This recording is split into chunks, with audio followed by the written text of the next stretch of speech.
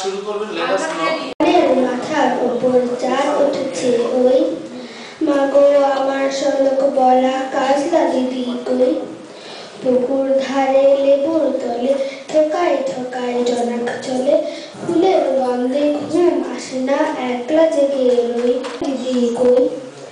সেদিন হতে কেন মা আর যখন দিদি বলে ডাকি তখন ও ঘর থেকে কেন মা আর দিদি আসে না গো। অতি বিনয়ের সাথে ক্ষমা চেয়ে নিচ্ছি, একটু অভ্যুত্থান হলো, মাইক্রোফোন দখল কয়েক সেকেন্ডের জন্য দখল করলাম। একটা কাজ আপনাদের ভালো লাগবে এটা জেনে যে আমি যখন বলি আবৃত্তি করবেন আমার প্রিয় আবৃত্তিকার নীলিমা। কবিতার নাম পরকে।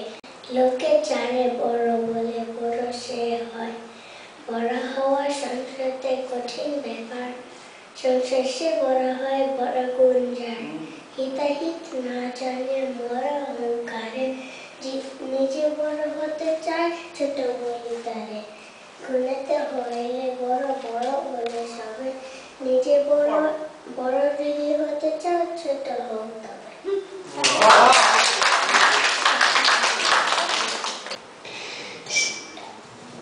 কাকা আমায় নিয়ে গেল আজব শহর ঢাকাতে, ঢাকা যাবো টাকা পাবো সব ধরনের চাকাতে, দিবানিশি অহর্নিশি প্রশ্ন করি কাকাকে, আমরা কেন গায়ে থাকি দোষ কি ঢাকা ঢাকাতে।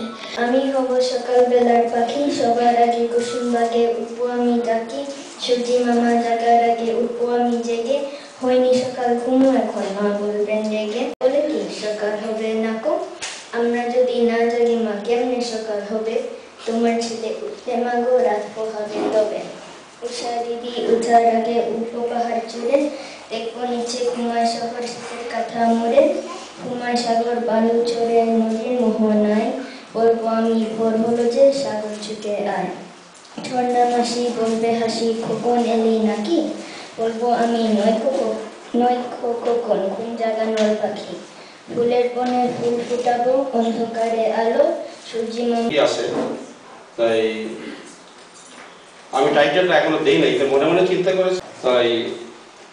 আচ্ছা আমি কবিতাটা পড়তেছি।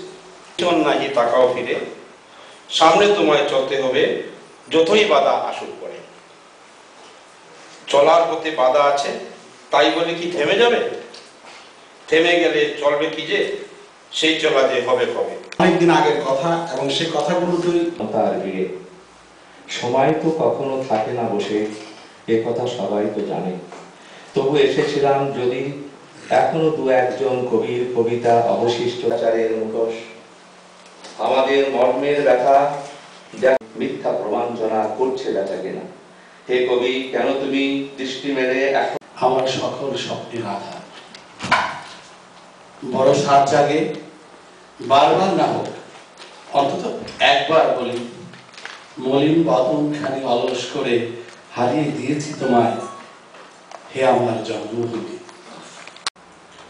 সৌরজগতের সবচেয়ে সুন্দরী গ্রহ, হরেক নামের আদর দিয়ে ডাকা, কেউ বলে পৃথিবী, কেউ বলে ধরণী, আবার কেউ বা বলে দুনিয়া।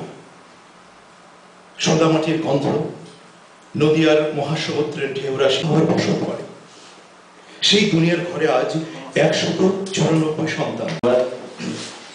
আমাকে এখানে একজন একটা রিকোয়েস্ট করলেন যে যারা লেখেন এখানে লেখালেখি করেন তারা লেখার সাথে যখন আপনারা লেখেন যে আপনার নাম লস অ্যাঞ্জেলেসের সাথে আপনারা লেখেন যে মুক্তি সন, বাংলাদেশের মুক্তি সন হচ্ছে যে 39 বছর, এই সবসময় যদি আপনারা লেখেন মুক্তি সন 39, তাহলে এটা একটা সন হিসাবে আস্তে আস্তে এস্টাবলিশড হতে পারে, আপনারা লেখক আপনারা এস্টাবলিশ করতে পারেন। অনুষ্ঠানের জন্য আমন্ত্রণ জানাচ্ছিলাম, তো তিনি জিজ্ঞাসা করলেন এই অনুষ্ঠানে কারা আসবে, আমরা ভাই তাহলে আপনার জন্য নাই অনুষ্ঠান, কারণ আপনি যদি এই কারা কারা আসবে কারা কারা থাকবে এটা নির্ণয় করেন, আমরা কবিতা সন্ধ্যা বা আমরা লস অ্যাঞ্জেলেসে কমিউনিটিতে একটা কমিউনিটি হিসাবে দেখি, এখানে কোনো গ্রুপিং নেই।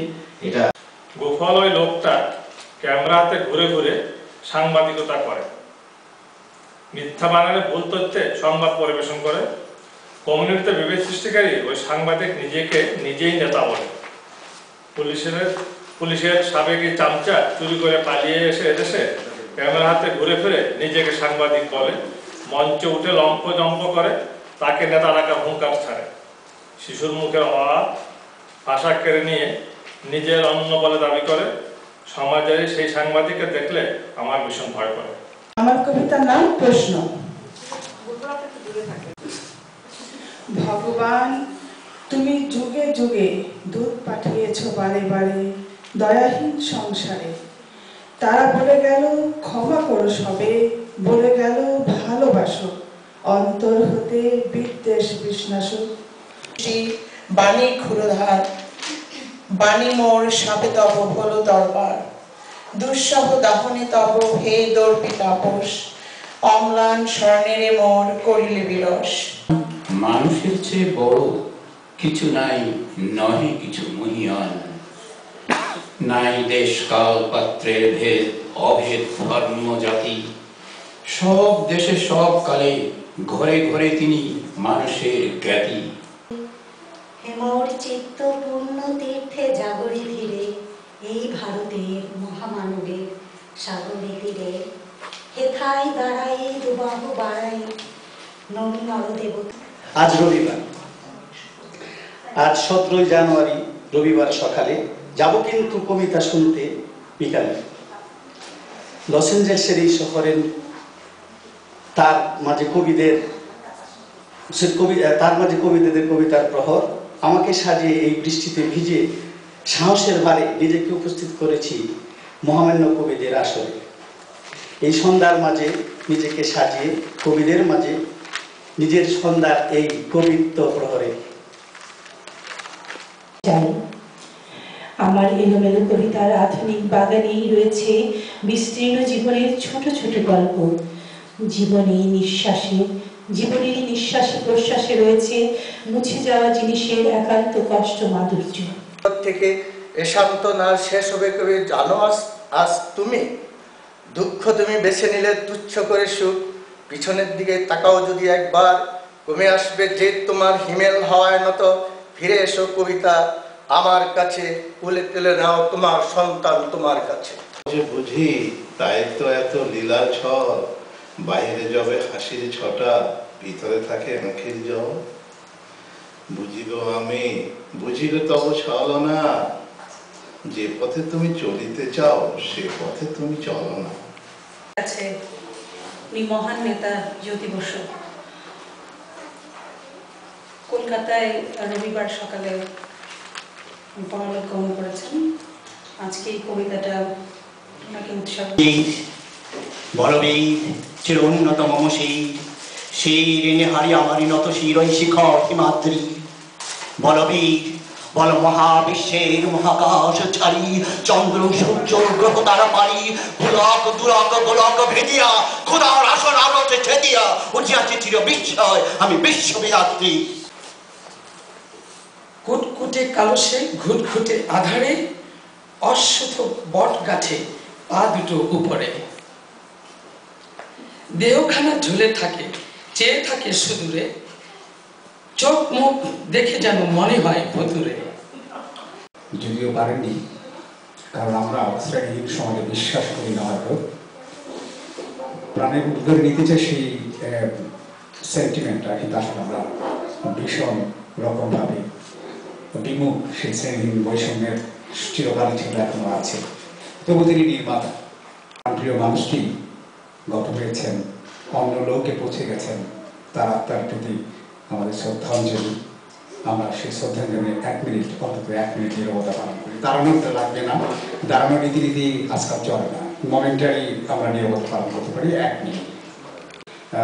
এদিক থেকে তার কৃতকার্য হয়েছে, সেই জন্য মশার সাথে থেকে আমার ধন্যবাদ। এবং সহযোগী বন্ধুরা যারা এই রাইটার্স অ্যাসোসিয়েশনের গোড়া থেকেই ছিলেন, এখনো আছেন, তাদের মুখ দেখতে পাচ্ছি। অনেকেই নাম বলবো না, নাম বলে হয়তো বাদ পড়ে যেতে পারে অনেকে, তো সবাই এখানে সবাই ছিলেন আমাদের সাথে রাইটার্স অ্যাসোসিয়েশন।